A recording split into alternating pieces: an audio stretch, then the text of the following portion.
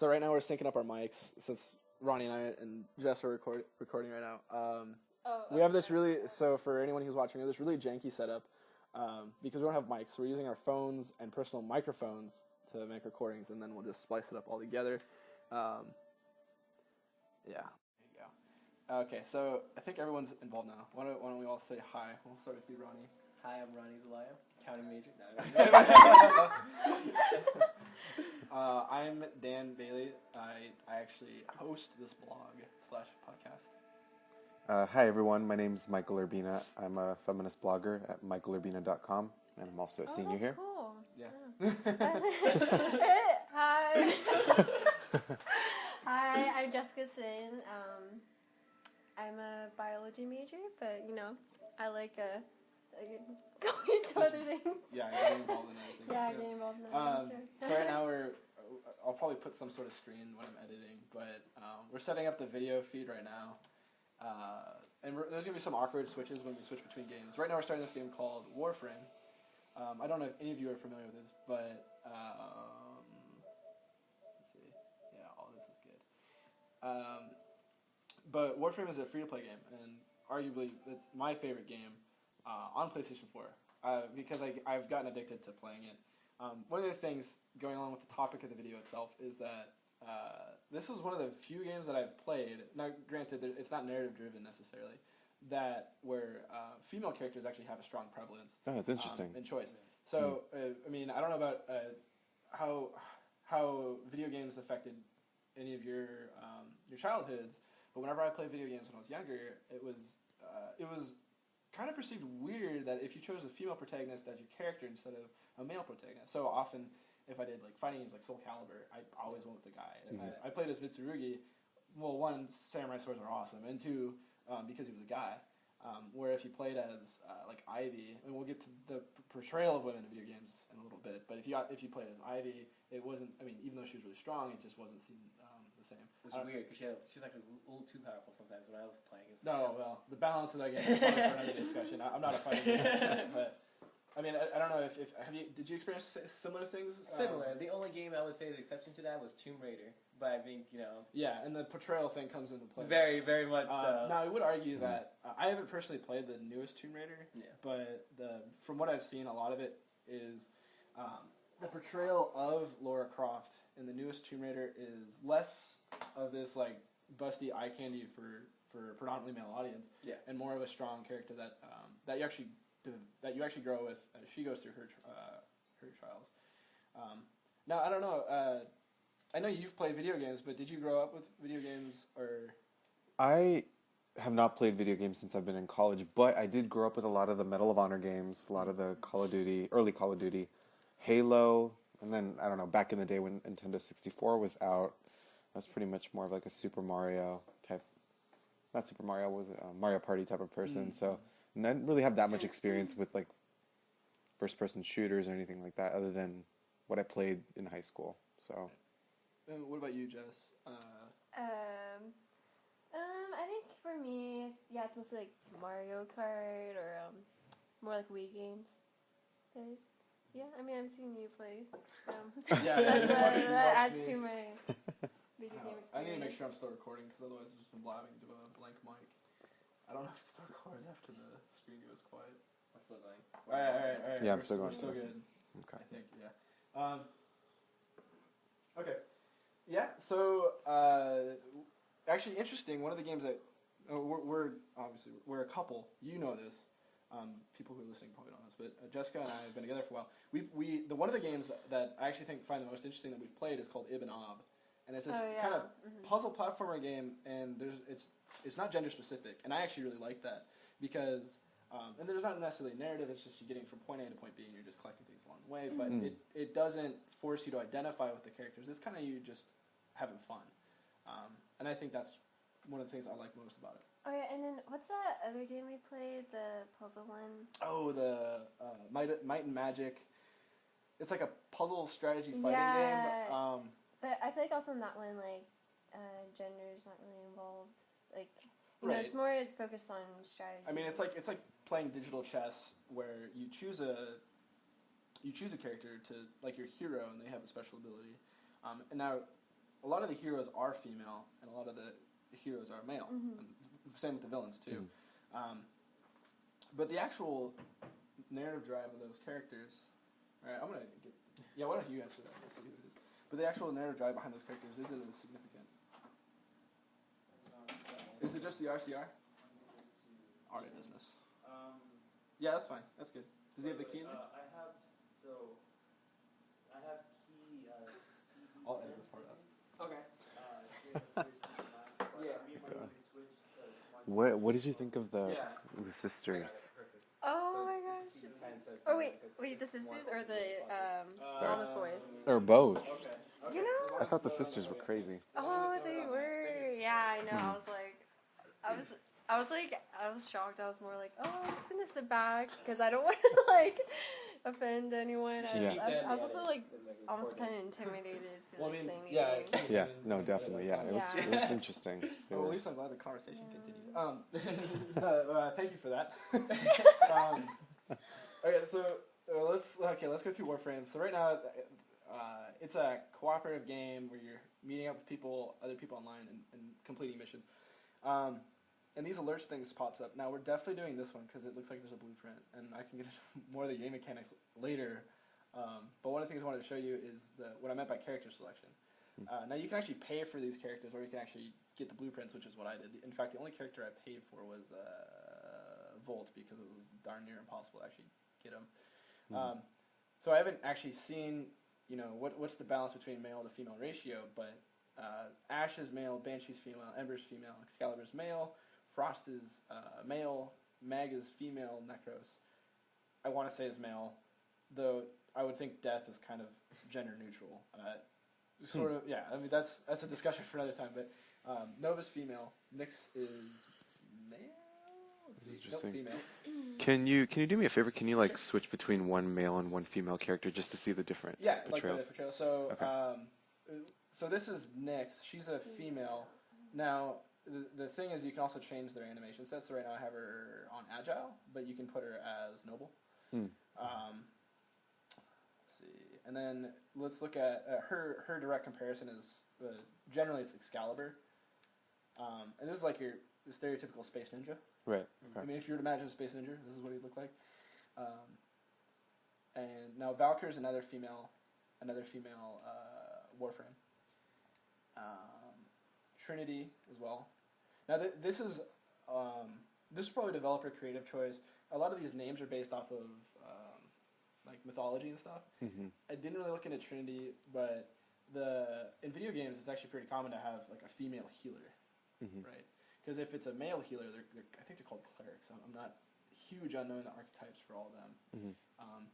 In terms of portrayal, Saren is probably the closest to like stereotypical female portrayal in terms of like proportions, but still it's a lot more conservative than a lot of games, and it's not like a lot of other fantasy games where less armor equals more protection for females.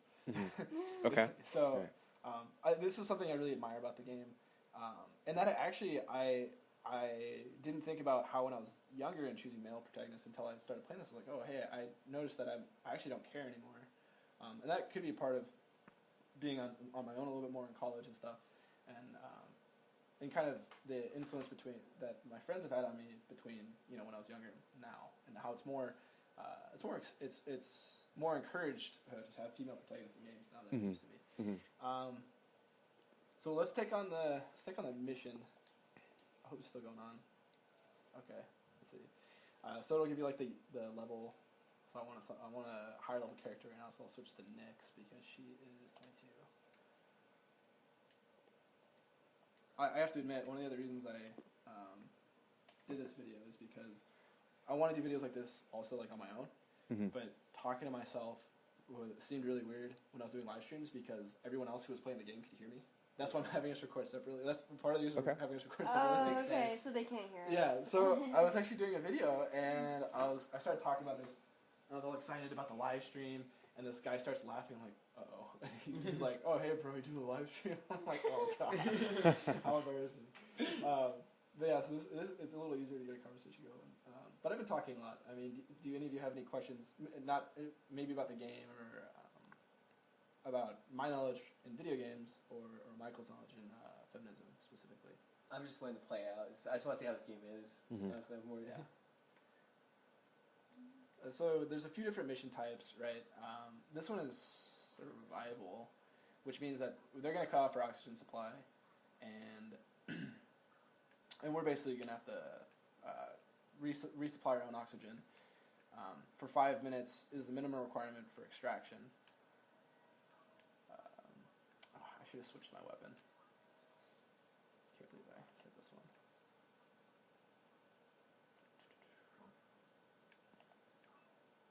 One of the things you'll learn once you take over the controller is that it's also very difficult to talk and play at the same time. I'm sure. Okay, so these are infested. Okay.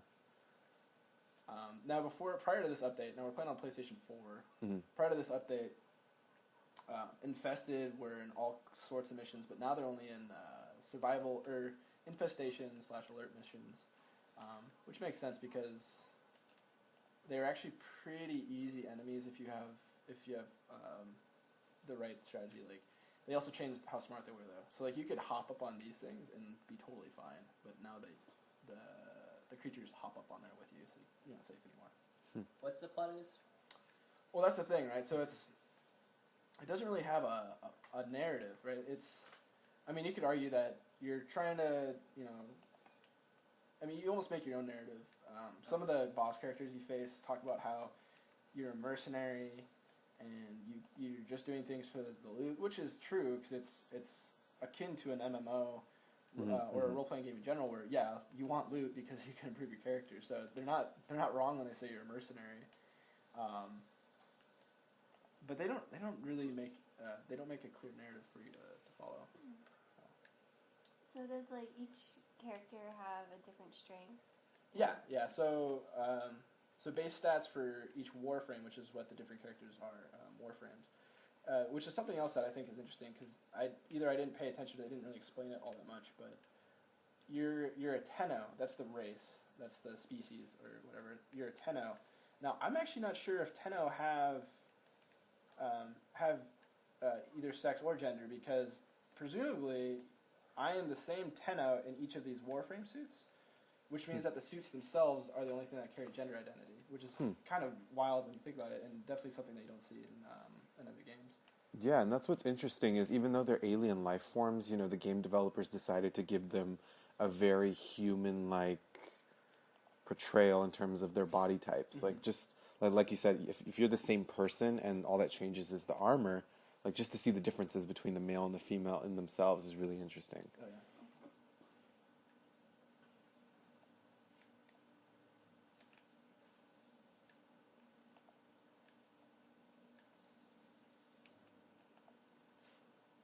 This is very fun to watch.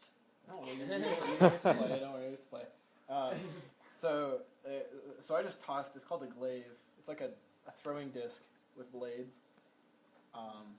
And so with each Warframe, you get a primary weapon, which I have this laser rifle equipped, and then I also have a pistol.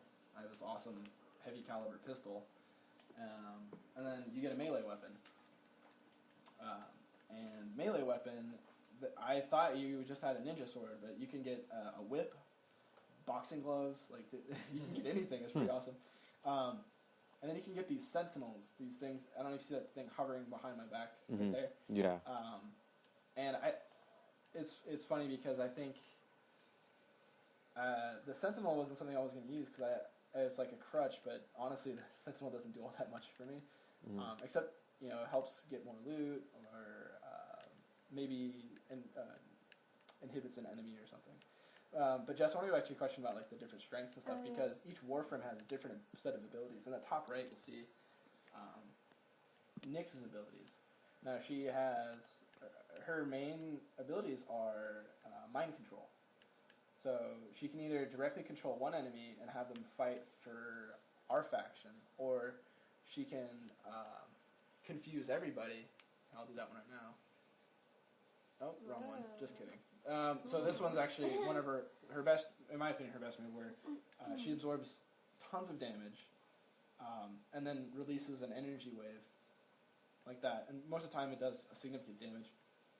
But the one I was trying to show you is this Chaos. because it has all the factions. Of course, they just got wiped out, but it has all the factions fight against each other, even within their own faction. And then there's psychic bolts, which isn't her strongest ability. Her strongest ability is definitely like distraction by using mind control, because then, if you're on a really difficult, like right now we're on a 15 to 21 level cap right now, and my Nyx is 22, so she fits right in here. But if I was on a Pluto mission, this goes off our solar system with a few added planets. If we were to go like Pluto, the levels are like 30 or more, so I would use like my mind control more often. Mm-hmm. So since we're focusing on gender, does like the female characters have more like mental power as well? Like the male characters have more physical strength. It's interesting that I couldn't say it for sure, only because I think most of the characters that I've been using are female. I'll give you some examples. So Nyx is more of a balanced character between her shields and armor, I think. And yeah, she uses more of the mental abilities. The male class Rhino is brute strength. No, I mean, even though they're aliens, there's that whole argument that, well, yeah, genetically, men have the the hormones to have a nature's based strength advantage. Whatever. So the Rhino Warframe, I would consider like the stereotypical, like what you would see a male as in a video game, which is fine because it's a tank role. But then there's also his counterpart, I would argue, is Valkyr, and she is absolutely incredible in terms of her strength, because she has really low shields, but then the physical power that she delivers is like directly opposite that. Like it's tremendous. Like her master ability is like you punch people and they explode. So it's like you can't compete with that. But that's a good question. And then I think the majority of female character powers are more like magic based, I guess. But again, I've only played heavily with 2 male characters, and they have more physical abilities. Frost is less physical and more magic type again. Jeez, I'm in trouble. Get out of here. Let's see, other male characters.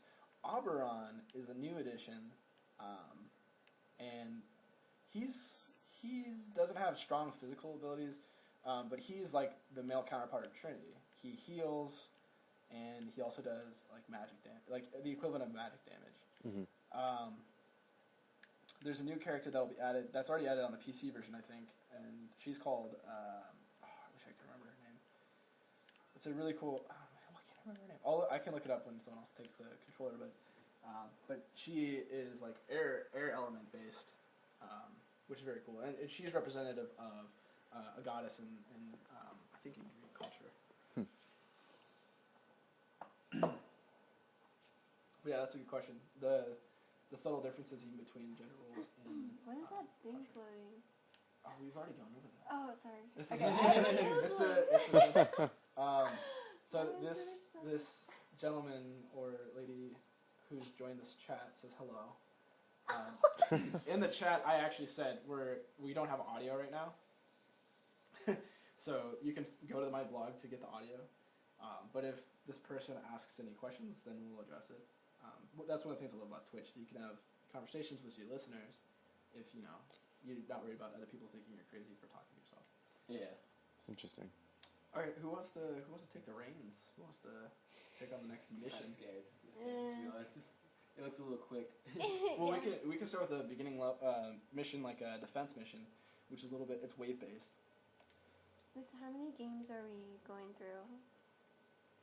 I have so for purposes of like demonstration, I have the Final Fantasy XIV beta. I have Killzone, Shadowfall. I have DC Universe. That one's kind of harder to do. This is the most viewers I've ever had on a live stream. How many? 4? 4 viewers. Breaking history. We're making I know. history right now. All right. Why don't we start with Banshee's pretty awesome. Who's the easiest to control for a new player, though? That's the question.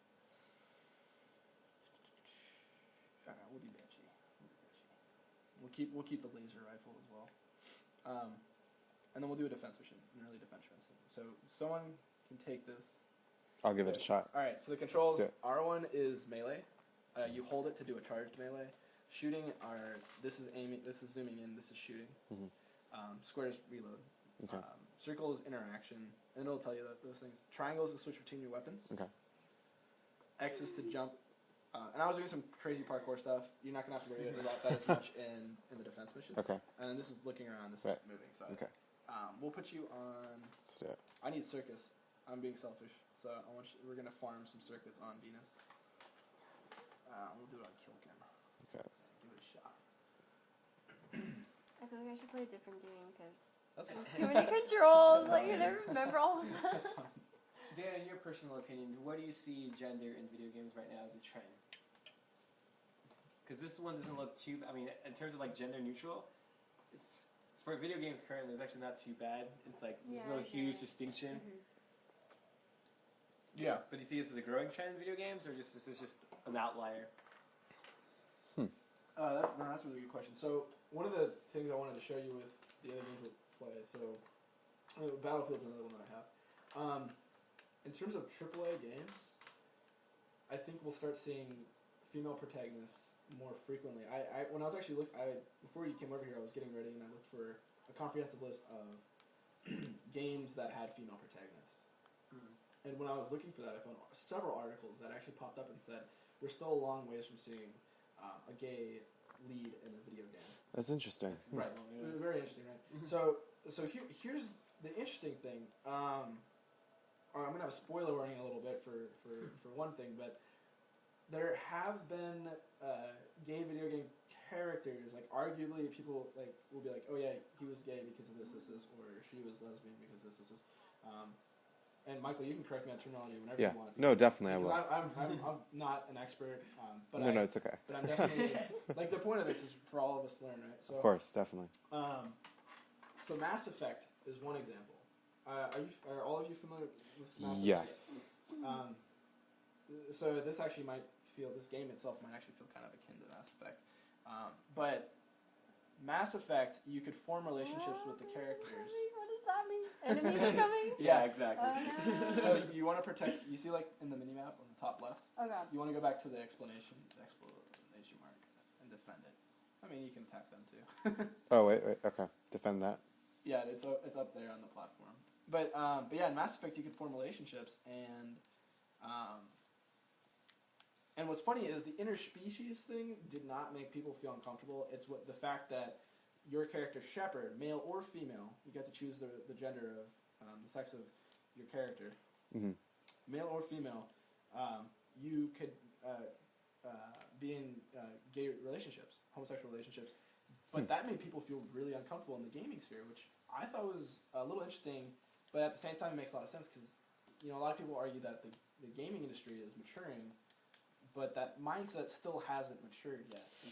Because right now, the huge bulk of the AAA consumption audience are males 18 through 40. Now it's like closer to 40 because we have these older gamers, and though they might be more accepting of those in social context, in video games, they're just not used to it. Yeah. And you also have a very vocal minority. It's very possible that the majority of gamers either don't care or are all for it. But there's a very vocal minority that spoke out against it. Yet, hands together for BioWare and EA for sticking by what they believe and still publishing that. But to your point, yeah, a lot of independent games are having the trend of having female leads. We'll go through the list more later if we get the time. But the most recent AAA game that has a female protagonist, granted the portrayal, like the delivery of that character wasn't the strongest, but she stayed true to who her character was in the previous game. Her name is Lightning. She was Final Fantasy 13, and she is the only protagonist in, well, I would say the only protagonist in her newest game, Final Fantasy 13 Lightning Returns. In Final Fantasy 13 1, this is where it gets a little confusing. She was a lead protagonist, but her personality was often overshadowed by the strong personality of Snow, the male protagonist. Now, granted, Snow is voiced by Troy Baker, and he's a really solid guy. Yeah. Like, that's not... I don't put any of this necessarily on the voice actors that are involved with this. Right, More on the writers and the producers. But they did give Lightning a lot of like, equivalent, if not more, like, screen time than Snow.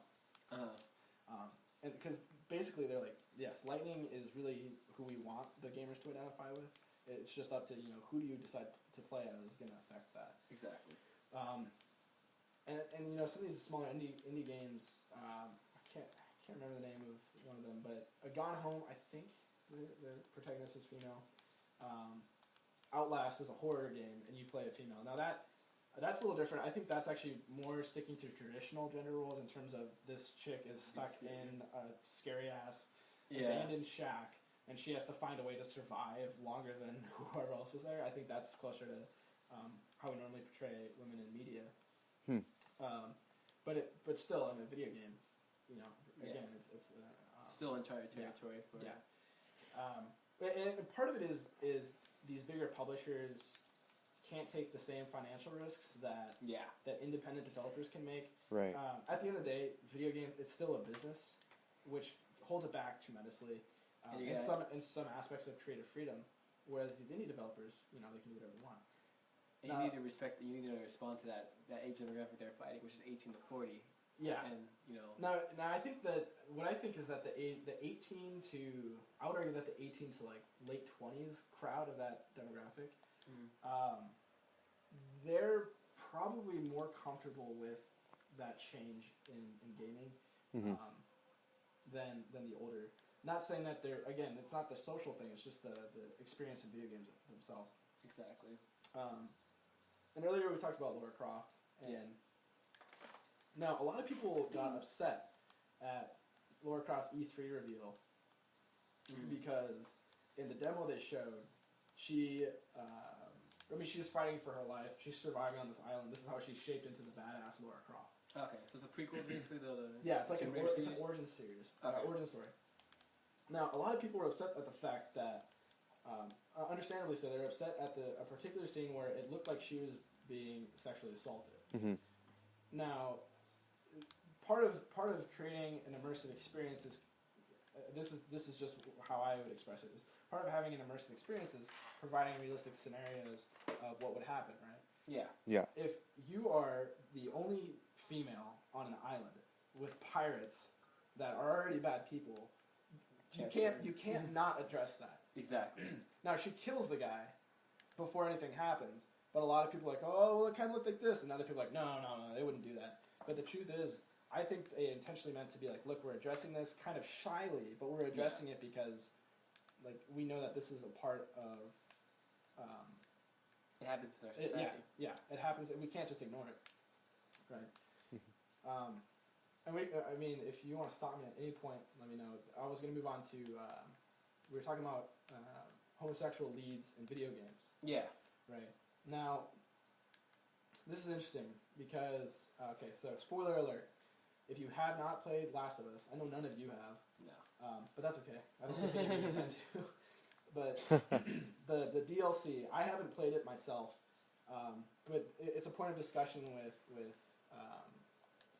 with a gay character, or possibly gay character in the story. So, Last of Us follows Joel and Ellie as they survive this really messed up post kind of apocalyptic world. It's not like any other apocalyptic game that you might have played.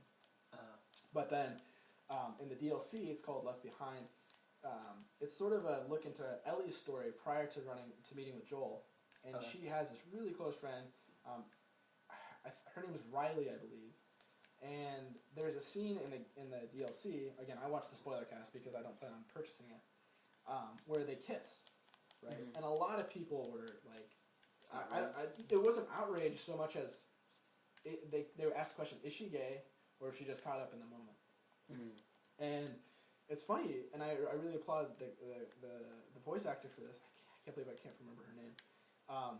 But she had an interview with Greg Miller from IGN, and he asked this. He asked her straight up, "Is Ellie gay?" And she was like, me and the director had discussions about this. But to me personally, and I'm sorry if this is not how he sees it, I don't think it matters.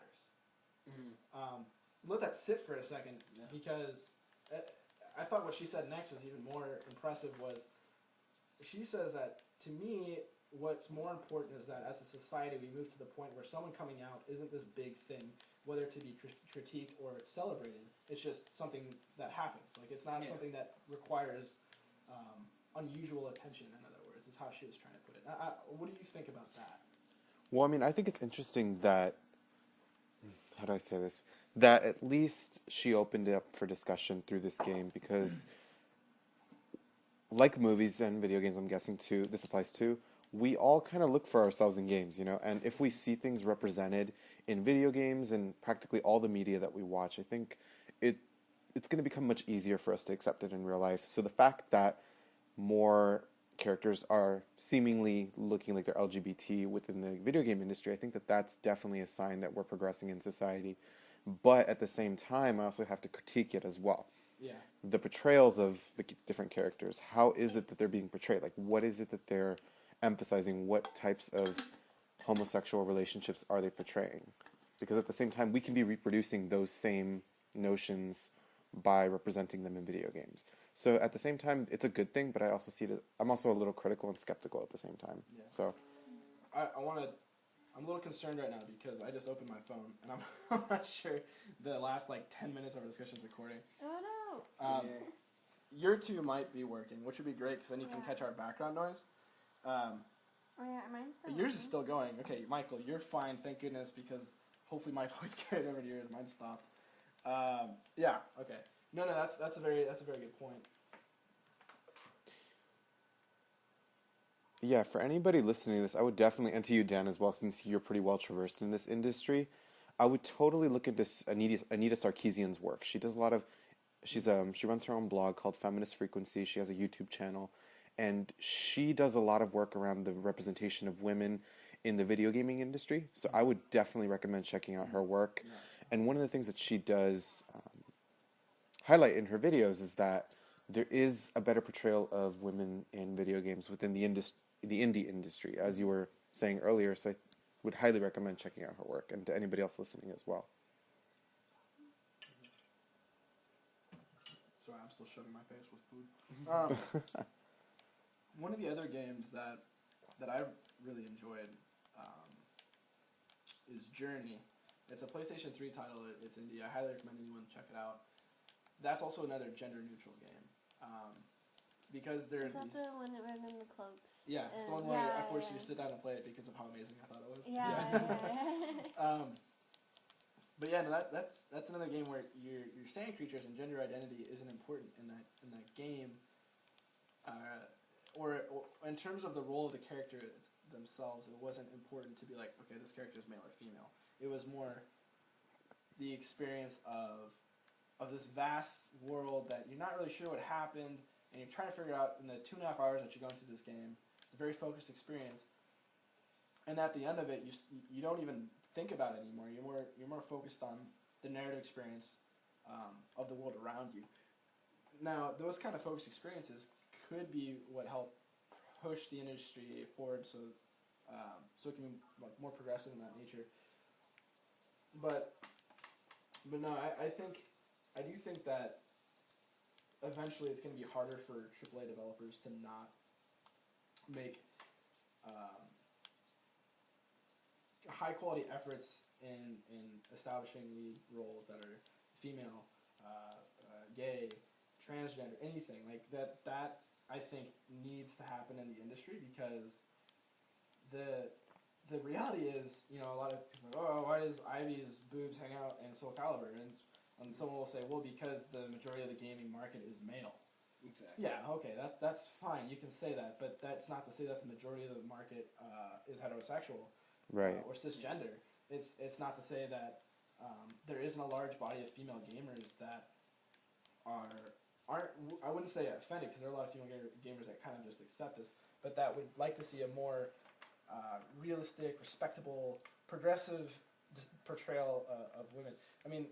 I think, just in hearing you say that, Dan, I really think that a societal change needs to happen on two levels. Okay, yes, we need a different portrayal of women in video games, but at the same time, we really need to critically examine like our own mentalities, because I strongly feel that a lot of the characters like Lara Croft, Ivy, and Soul Calibur, you know, the way that they're portrayed are so that they could please men, heterosexual cisgender men. So, right, they're objectified, and the reason why these characters exist is because there's that idea that men need to control women so they can do so through video games, and just seeing, you know, this character do whatever you want. It's like a form of control. And that, you know, definitely contributes to the relationship between, you know, men and women. You know, one's dominant, one is subordinate. So while we do need to see a change in, like, you know, the video gaming industry, I definitely think, you know, we need to just examine, you know, that dominant subordinate relationship within ourselves and change our own mentalities, because it's really important that we just, you know, think about it on those two levels. And you're absolutely right, by the way. It's so hard to play and talk at the same time. I'm like just going around in circles. So, you're talking about gender roles and patriarchy. What's funny about Ivy, though she's portrayed, now this could actually have intentionally been done in a very satire way. Ivy might be dressed very exposed, but she carries the whip and like kicks ass in that game. She's very powerful. Very powerful, Very right? powerful, yeah. Now that's kind of a stretch. That's just one aspect of maybe that's possible. But again, you're right. It doesn't happen on two levels. I think. I think, you know, we talked about this in women's portrayal in media at the Women's Resource Center last semester about how, you know, a lot of these type of experiences contribute to the perpetuation of objectification of women. And I'm not going to argue that, but I would also argue that since it does happen on two levels, I do think a pretty healthy chunk of male gamers, just because female characters are portrayed a certain way, do not translate that into their everyday lives of how they treat women. That's not to say that there isn't also a very large chunk of men who do, but I think it's less pronounced than people might expect, and that's just through my experience, because like I've played these games where like Soul Calibur, right, but it's not like I go out and just be like, hey, and it's like, no, it's like I carry on. You can revive. I got plenty of those. Yeah. But you carry on and you're just like, yeah, that's a game, right? Exactly. That's like the personification of the male id, maybe, which is another issue in itself. But it's not. But I know individually that that doesn't carry over into exit. That is an awesome reward. but that doesn't carry over into the real world, and that's not what you should expect when you walk out the door. Exactly. It's interesting because there's a lot of characters like Lara Croft and Ivy, how you were saying, that they do carry, you know, really high weaponry, whips. They're very powerful. It's interesting just to examine that archetype of character because it gives this illusion of female power. So on one level, I would say that that's actually something that a lot of heterosexual cisgender men are attracted to, you know, seeing a woman that's extremely powerful and yet maintaining like her femininity. Like if you see a girl with big breasts, big ass, and she has like huge guns, you know, that's like something that, you know, we as cisgender straight men have been trained to kind of like, you know, see as sexy, you know, a female with power. Like that's just something that we've come to, you know, like. But at the same time, you know, she still has that subordinate position because she is female. So it's like that idea, like, I mean, I would compare this to like the BDSM community, you know, just seeing somebody with a whip or seeing a female with a whip is just still that like concept of power, even though like that patriarchal, you know, structure still exists. It's just this perception of power when in fact things are still the same. It's power, but we can control it. Yeah. Essentially. Yeah, no, that's it. I mean, you also brought up another important point. Like, what I got out of it was, is there an issue with the fact that to make these female characters powerful, they need the materialistic aspect of she needs a gun to protect herself. I mean, I think that's in terms of the portrayal, that's less of a concern, but I think it's still there, where we have a lot of these narrative-driven games that don't necessarily give women the same power without weapons. Right. I mean, I'm trying to think of an example. I mean, okay, so I might lose you for a second, except for Jessica, because I know she's seen me play this game. It's called Persona 4. Again, highly recommend you play this game.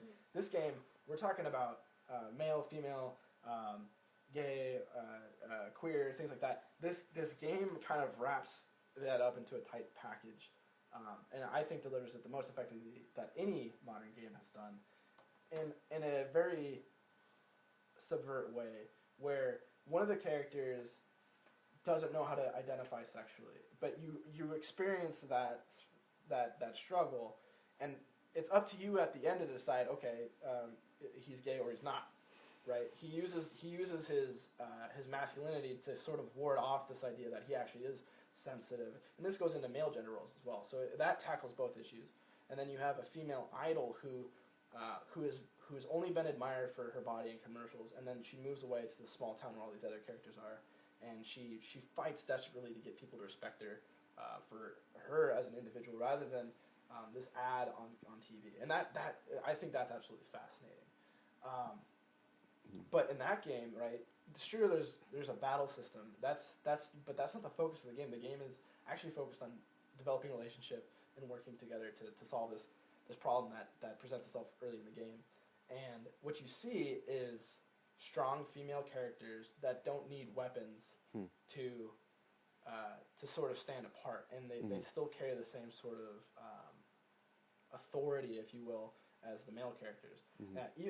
Actually, arguably, the male characters are portrayed rather weak in that character, comparatively, but not in a way that's supposed to be like women over men, but as a way of sort of showing like your perceptions aren't justified in every context at all, right? So that's one game where I admire so heavily, not only for its effective storytelling, but because it tackles those issues. What's interesting, though, now that you mentioned that game and hearing it, is even though the game developers decided to include all of these, revolutionary, new, trailblazing, perceptions, not perceptions, like categorizations of characters, or, I'm sorry, God, I can't speak tonight, representation of characters, the way that they, want their audience to portray things is not necessarily going to align with the gamers. As much as, game developers do want to change representation of men and women in games. Sorry, I'm a little binaristic right now, but I'm just going to say men and women. The gamers, are still going to carry their mentalities when they play these games. So whatever, regardless of what the game developers decide to do, I still think that we carry these ideas of what masculinity and femininity look like. So, like I said earlier, we just can't rely on game developers to change the industry. We need to also look within ourselves to just, be highly critical of our perceptions of gender. Because I think that that's also important as well. So as revolutionary as that one game is, we also do need to look within our own mentalities as well. Yeah, absolutely. Yeah. Oh, Sorry. okay. So, did you know our Persona and what was Journey? Are those both Japanese? So Journey was developed by this game called That Game Company, which I forgot what college they're from, but they basically started out of college. They released a game called Flow. I think they did Flow. I know they did Flower.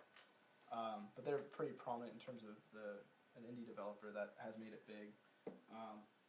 They're American based. Okay. I can't say that all the employees are American. Persona was localized. It actually is from Japan, which is even more. Actually, I don't know, because Japanese society, from what I understand, I did some work. Their female labor force, professional workforce, is actually it's like 56% women, which for Americans it's like what? Yeah. And the fact is they also have the majority of spending power as well. So it's like for some people looking in like what? Yeah. However, traditionally, Japanese culture has been very, very patriarchal. Yeah. Women couldn't speak until spoken to, things like that. I don't know how it is now because I haven't been to Japan. I'm only sharing the hard numbers that I know, but if it's still that sort of perception, I find it even more amazing that a Japanese game developer still produced this narrative with such such a vast array of complexities. Yeah, because I was just wondering if the culture of the game creator you can see it in the game if American or Japanese tends to be how they portray their characters, like if one's more different than the other, or if they're all the same. Mhm. I'm just wondering if like culture is involved, or is it like, do you see like American tend to be more one way or Japanese the other way? It's not. It's kind of harder to make. It's not like a clear dichotomy. Yeah. Because there are Japanese studios. Actually, Soul Calibur I think is one of them. I think Soul Calibur is a really Japanese studio. I'm not certain, but it's actually a vast number of Japanese games that come over to the U.S. and are localized are they very highly sexualize women. But again, their justifications, their vast audience is male, and like some of the like one game I haven't played it. I've heard about it. I know it's coming out in the U.S. I don't know why, but it's a card battle game, and to upgrade your monster cards, you like rub the screen. This is for Vita, and the higher level they get, the less clothes they wear. Like so that progress isn't translating to all games in Japanese development. But it's interesting that you bring up the cross-cultural thing, because you would think that we would, at least in terms of games, we'd see more progress from one society to the other. But from what I've seen, they kind of balance each other out. Oh, okay. Yeah. Because you have the very progressive. I know I'm not playing anything right now. You have the very progressive like American studios, and then you have progressive Japanese studios. A lot of independent from all over the world studios that are producing these more feminist, more equality, civil equality games. But it's still not something that you see consistently from one culture or the other. Yeah. Okay. Who wants to take a tackle? This plays like a traditional FPS. Who wants to take a tackle at? It's traditional, okay. Yeah. And First-person shooter? Yeah. Okay, cool. Do extended Warzone, and we'll just keep playing and playing and playing. It's tough because I would say mute everybody, but it's not going to make a difference because it's just going to shift. Do I have to pick something from here? Just game up? No. You're just waiting right now. I am genuinely concerned that it's only recording like every little like recent bit. I think I need to reinstall it. But what I'm hoping is that anything I've said has been captured in yours. I know yours is still going. Mine's. Yeah, like I know mine. Well, I'm also close to Ronnie, Ronnie's and I feel like I'm speaking loud Yeah, enough. I've gotten 47 minutes. This one, like, picks up Fantastic. everything. I think I'm getting like 5-minute chunks and then it's stopping. Ooh, you should upgrade your app. I know, right? Get an Android. Get the No, I'm advanced. not going back. Get to the advanced recorder. Yeah, exactly. Super voice, actually. I'm glad your voices are being captured. So this is another game where. So let me talk. I want to talk about Call of Duty and Battlefield. Interesting. Okay. Yeah. I don't really want to throw in Battlefield right now because I'm actually having more fun with Killzone for more reasons than one. But Battlefield and Killzone, right? They both had this. Battlefield less obvious than Call of Duty, but they both had this campaign where they're like, "Look, we're being progressive. We're including female avatars for the game." Now, Battlefield, you can't actually play as a female online multiplayer. Call of Duty, you can.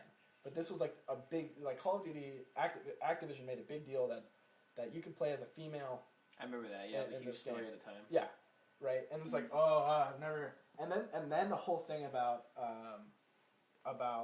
like violence against women came up, and the whole thing got kind of overturned in what Activision was trying to accomplish. Like, look, we're including female characters. But then someone's like, oh, well, I don't feel very comfortable stabbing a woman or shooting her. And it's like, yes, that the violence against women is awful, but you're missing what Activision's trying to do. But at the same time, Activision is pushing so hard that it's ingenuine, right? It doesn't mean the same. It's insincere. And Battlefield had a softer approach where they kept every time they showed the trailer for their story campaign, there's always that female like, come on, let's go.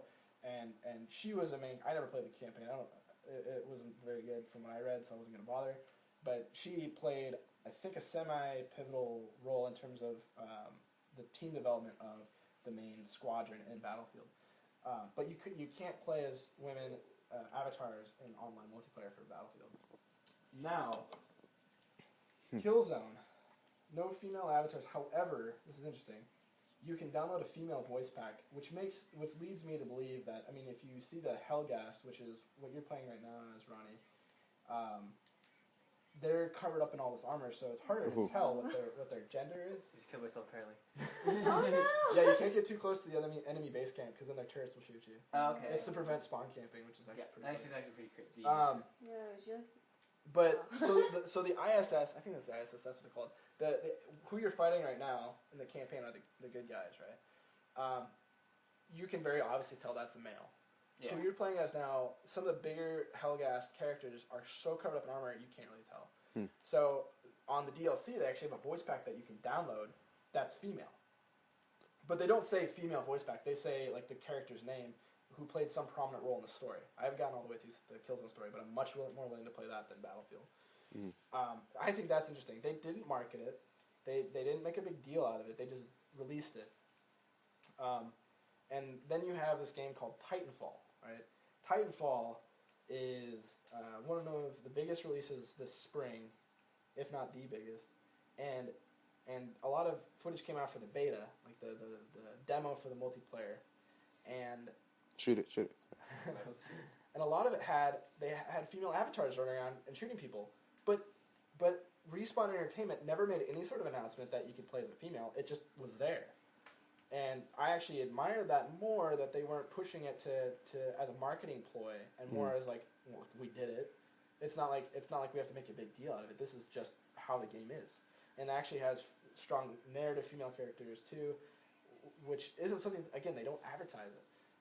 And it's definitely an advantage that they have over the other games in terms of their consumer perception. Ronnie, you can't shoot those. I know. I kill you every time. I understand. Wait, those are your... Oh, okay. This is That was the enemy's there, base camp. Enemy's base camp. Oh, so you're saying that like they should just automatically always have female characters and like it shouldn't be like, oh, like It should be a check huge out. deal. Yeah. Well, basically. So here's we talked about this in the film class I had over Jan term. For everyone listening, we go to St. Mary's College of California. Go Gales. Yeah. Go Gales. So I'm not saying that every game must include a female character that is in multiplayer.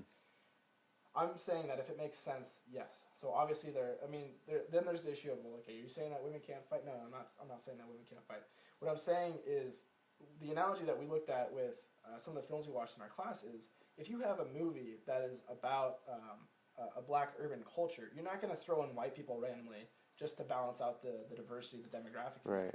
Just like in a video game, if it's not true to the narrative, you're not going to have someone just to fulfill the quota for diversity. Right. Again, that's not to say that I discourage developers from putting female characters in the multi. I think it's great, but I don't think it's something that they should feel required to do, because then it loses its meaning. Oh yeah, like it Yep. depends on the story. Yeah, with all that being said, I think it's definitely... I mean, anybody can integrate characters into, a game, but it's just about, like... For me, I would rather see female characters, like in these types of FPS games, where they're like an essential part to the story, as opposed to just like obvious like character selections that anybody can just randomly choose to. Or more than just the fancy receptionist at the space tower. Yeah, definitely. Yeah. Yeah, or the person that always needs saving by the male characters. It's all about how they use the female characters in the game. Because I think, anybody that plays video games, they notice. They notice that characters are there for options, and they would notice that they're also, really important people within the story as well. So, definitely. So we've been talking a lot about females in video games, and we've touched here and there on homosexuals. We didn't really talk about transgender, but it's tough because there's not a lot of examples of either of those, and that's sort of the starting point of our discussion is how can developers, independent mostly, because right now I can tell you publishers are not gonna go gold on that, because that is Too huge controversial. risk financially for them, which completely makes this sound like it's an issue of money, but it's not. It's more than that. But I mean, what do you think it would take for an independent developer to make a very meaningful, either narrative or an experience where it's obvious that it's not obvious to the point that it makes you sick, but it's obvious that they've included this, and that it's something that you're interacting and learning with. Sorry, but it's not something that needs to be made a big deal. Like, how do you think developers can integrate that?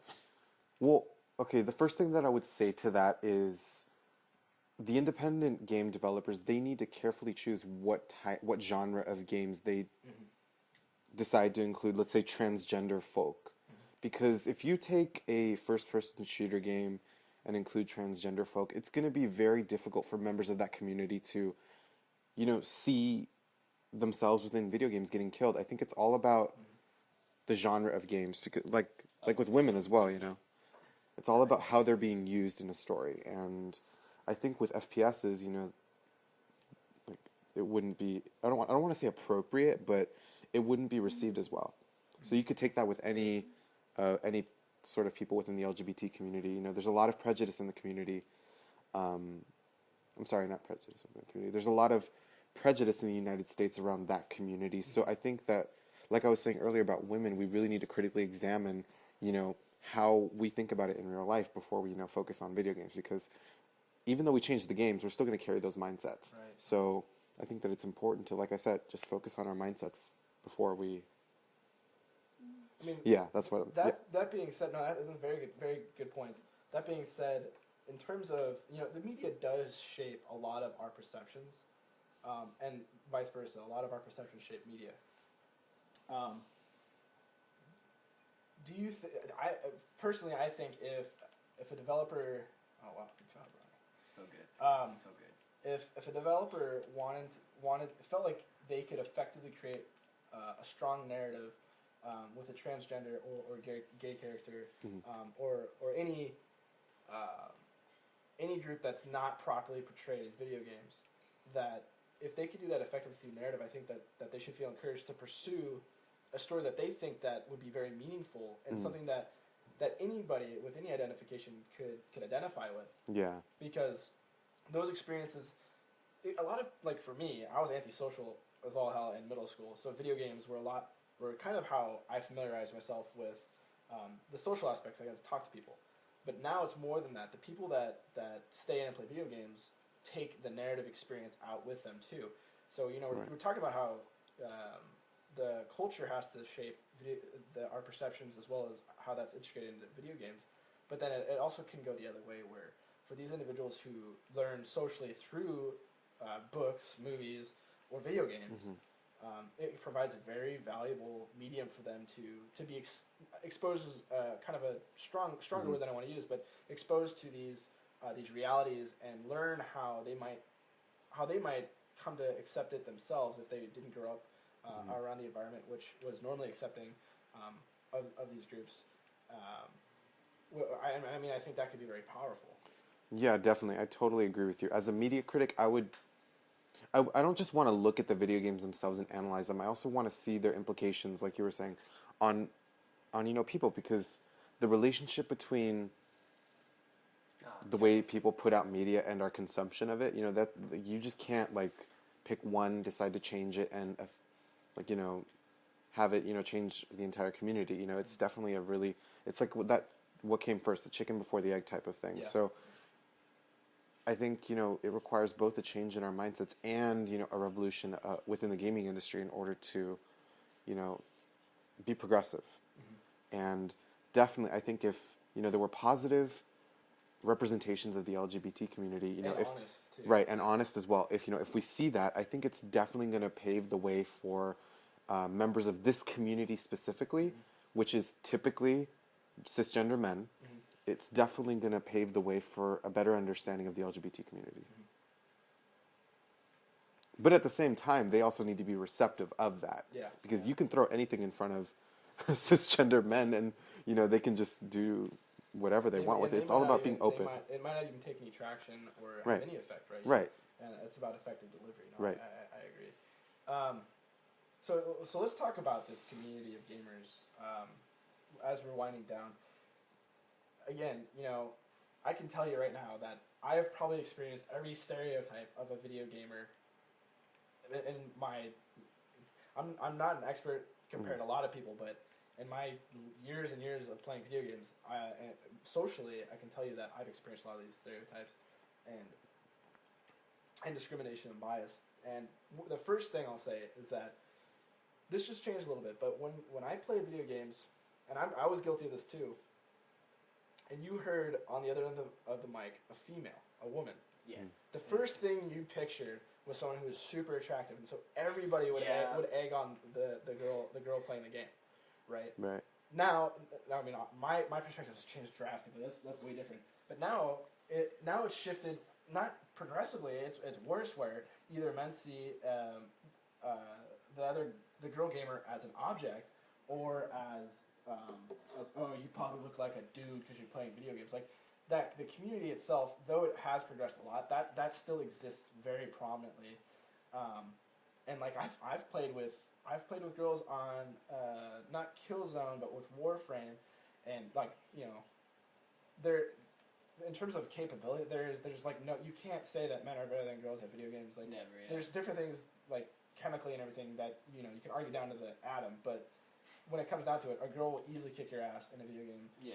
She has enough practice. A homosexual will kick a cisgender's, a homosexual will kick a heterosexual their ass in video. Like that doesn't matter. Like like the ability, the capability should not be judged based on those factors. Mm-hmm. And a lot of people are like, "Oh, do you need me to hold your hand?"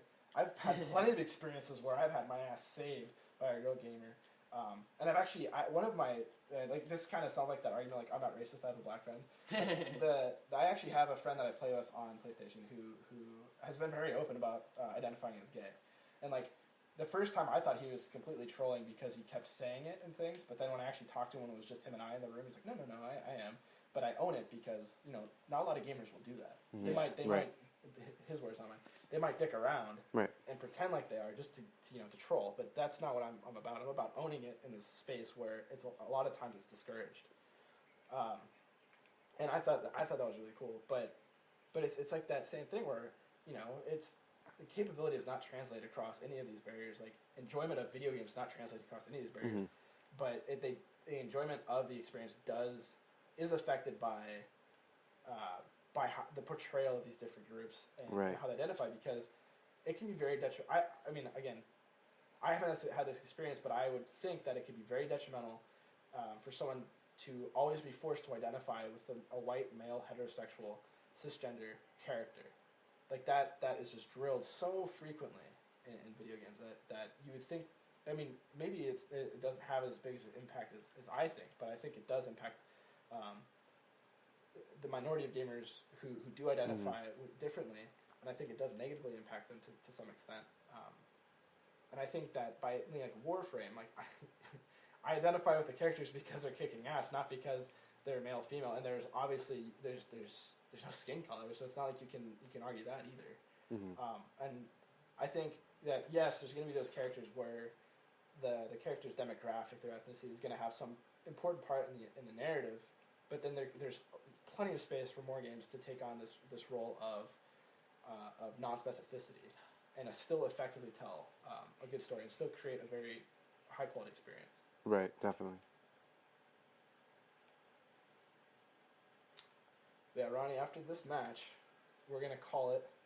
Okay. I don't know if any of you are on duty tonight. I am. I'm on duty. I'm on duty.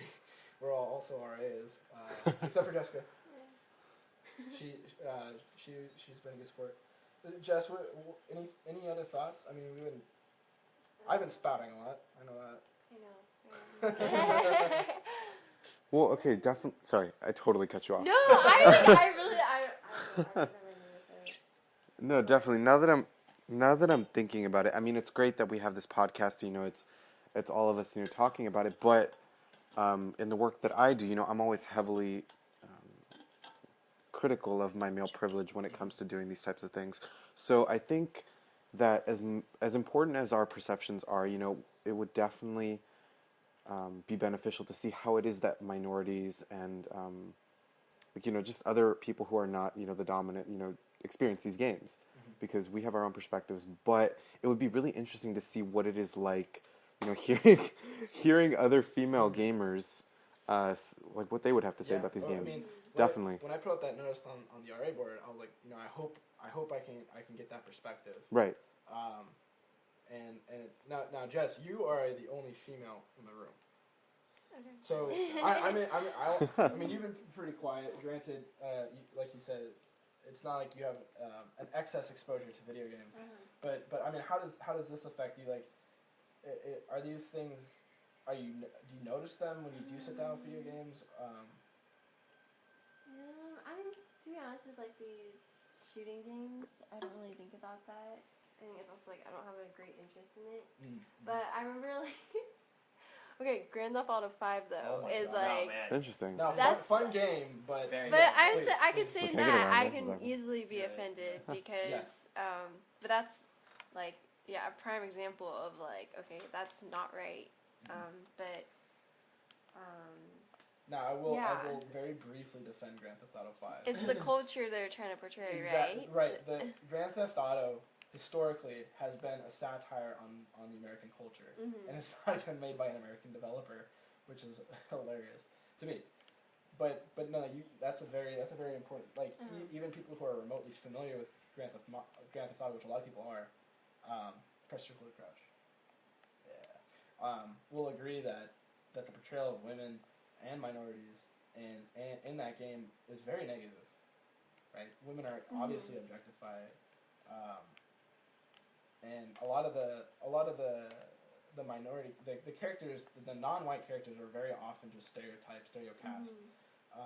Granted, again, I know that their purpose of that game is just American culture satire, Yeah. but it's still harmful, right? And if they don't make it, if they don't effectively deliver that it is satire, then a lot of people are gonna take more offense to it. I mean, regardless, there's gonna be offense taken to it. But I mean that game in particular, I do have a harder time defending. But no, that's very important. Yeah, and like I feel like that game also brings up the debate of whether like it's like positive in that like I guess guys are I don't know how to say it, like like be violent in the video game while in like real life they're not, like if that's like an outlet for it or if it actually like makes them like want to act that way, like it's, I mean it's hard to say. I mean, there's always that like debate about whether video games make people more violent, and Which let me tell you is as a gamer, of course I'm going to like defend this, but there actually have been studies done that show that video games in themselves do not increase violent tendencies.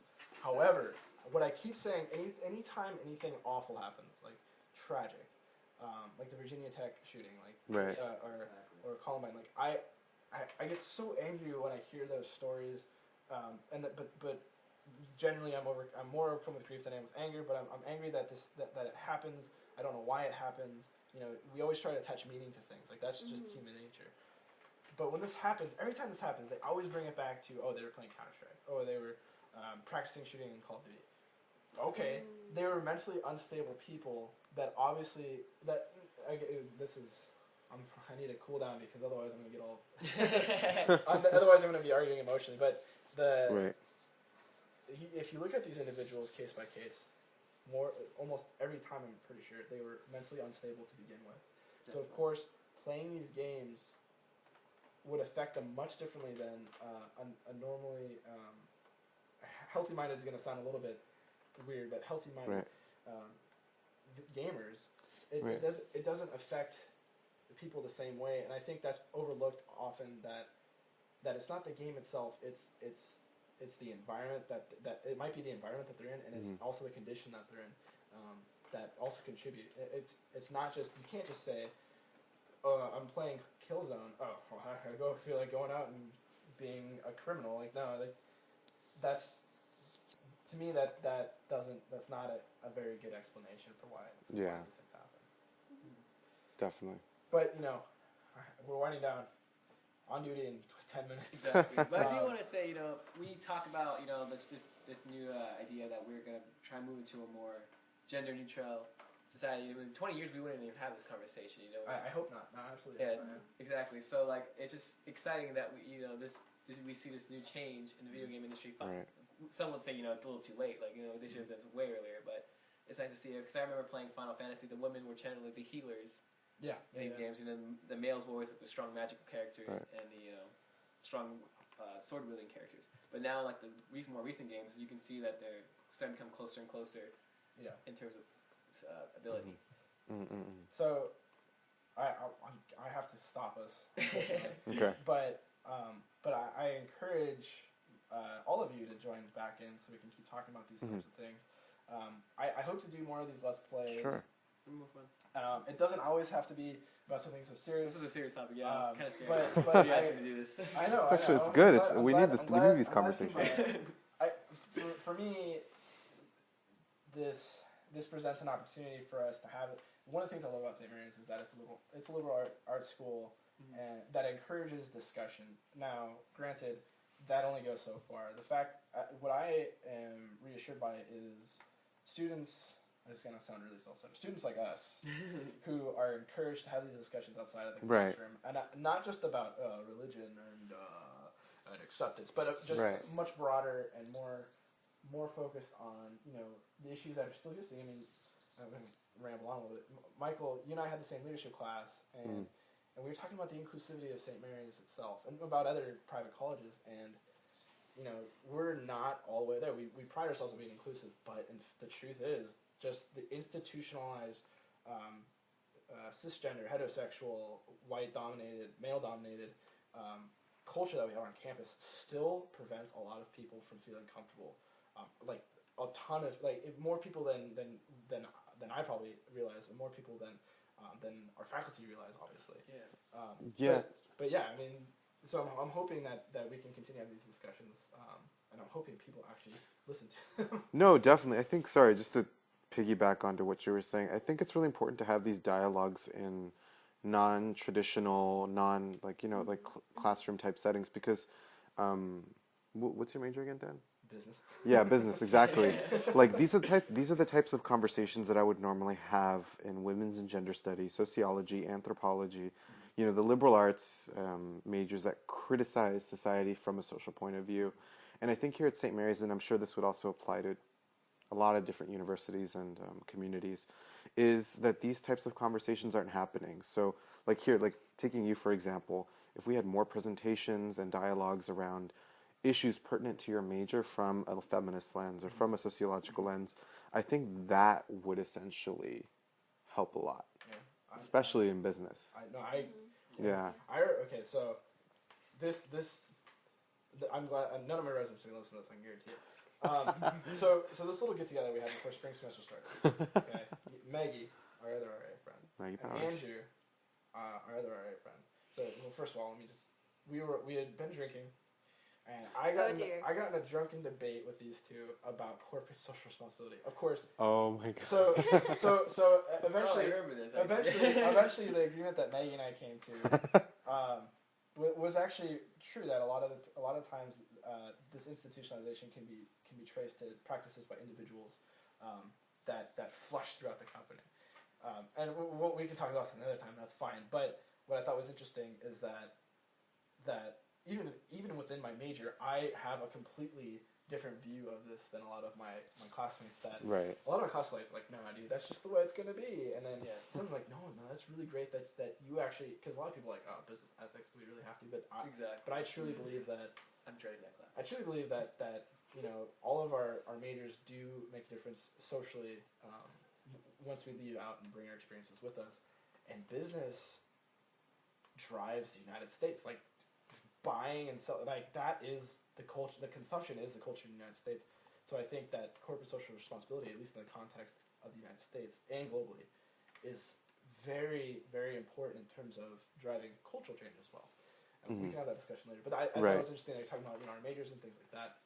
I want to thank you all again for stopping by.